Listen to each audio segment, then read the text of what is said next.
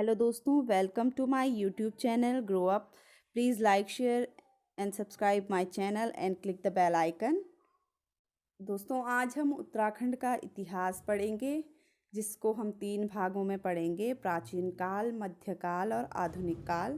प्राचीन काल में कुणिंद, कर्तपुर, कार्तिकेयपुर राजवंश, मध्यकाल में कत्यूरी वंश, कुमाऊं का चंद राजवंश, गढ़वाल का परमार या पमार राजवंश, और आधुनिक काल में गोरखा शासन और ब्रिटिश शासन का अध्ययन करेंगे। तो शुरू करते हैं प्राचीन काल से।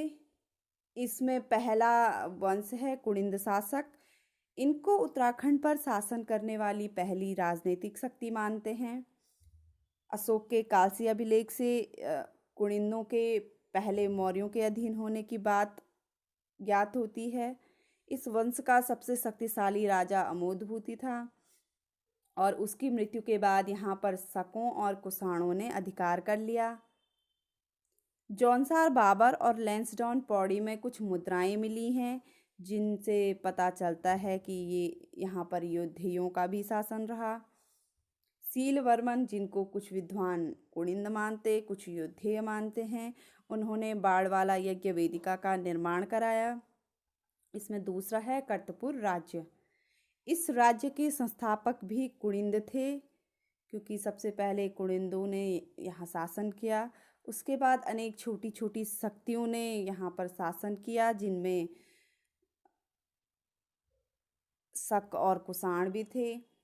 लेकिन बाद में ही कुणिंदों के समूह के कुछ लोगों ने पुनः एक नए राज्य की स्थापना की, जिसको कर्तपुर राज्य के नाम से जाना जाने लगा।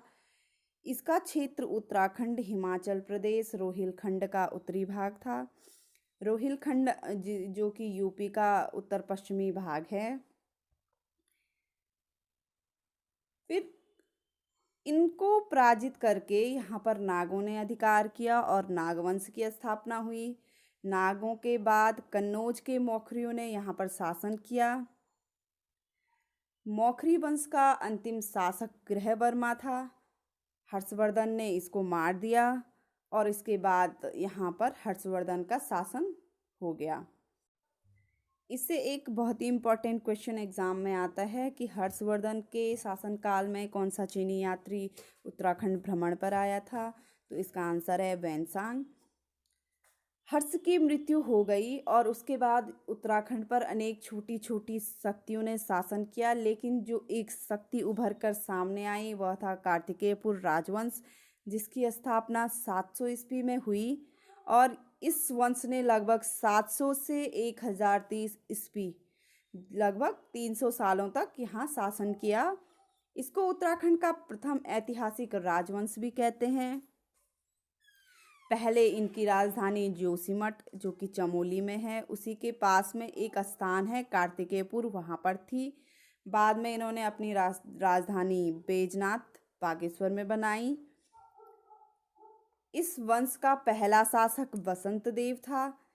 इसके बाद के राजाओं के बारे में कोई स्पष्ट जानकारी नहीं मिलती है और सीधे खरपड़ देव के बारे में जानकारी मिलती है, जिसको कि कन्नौज के राजा यशोवर्मन का समकालीन माना जाता है। इसके बाद खरपड़ देव का पुत्र कल्याण राजा हुआ, वो राजा बन गया। और खरपड़ देव वंश का अंतिम शासक था त्रिभुवन राज। एक अन्य अभिलेख नालंदा अभिलेख से बंगाल के शासक, जिसका नाम धर्मपाल था, उसके गढ़वाल पर आक्रमण करने की जानकारी मिलती है और कहा जाता है कि इसी आक्रमण के बाद कार्तिकेयपुर राजवंश के स्थान पर निम्बर वंश की स्थापना हुई।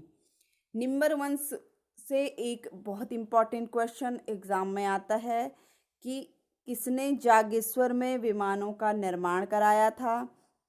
तो इसका आंसर है निम्बर।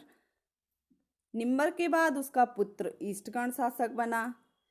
इसके बारे में एक इम्पॉर्टेंट तथ्य ये है कि इसने पूरे उत्तराखंड को एक सूत्र में बांधने का प्रयास किया। इसने जागेश्वर में नवदुर्गा, महिषमर्दिनी, लकुलीश, नटराज मंदिरों का निर्माण कराया। ईष्टगण के बाद उसका पुत्र ललित सूर्यदेव शासक बना और इसके बाद उसका पुत्र भूदेव शासक बना। इस भूदेव के बारे में इम्पॉर्टेंट ये है कि इसने बौद्ध धर्म का बहुत विरोध किया, यहाँ तक कि बौद्ध भिक्षुओं की हत्या भी करा दी। साथ ही इसने बैजनाथ मंदिर निर्माण में सहयोग भी दिया। एक कार्तिकेयपुर राजवंश में ही एक अन्य वंश की स्थापना हुई जिसको सलोड़ादित्य वंश के नाम से जाना जाता था। इस वंश की स्थापना सलोड़ादित्य के पुत्र इच्छरदेव ने की और इसी काल में आदिगुरु शंकराचार्य उत्तराखंड आए। उन्होंने बद्रीनाथ और केदारनाथ मंदिर का पुनरुद्धार कराया और केदारनाथ में सन 820 ईस्वी में ही अपने प्राण त्याग दिए।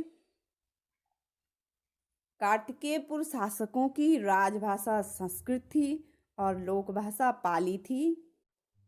नेक्स्ट वीडियो के लिए हमारे चैनल को सब्सक्राइब करें और वीडियो पसंद आए तो उसे प्लीज़ लाइक करें।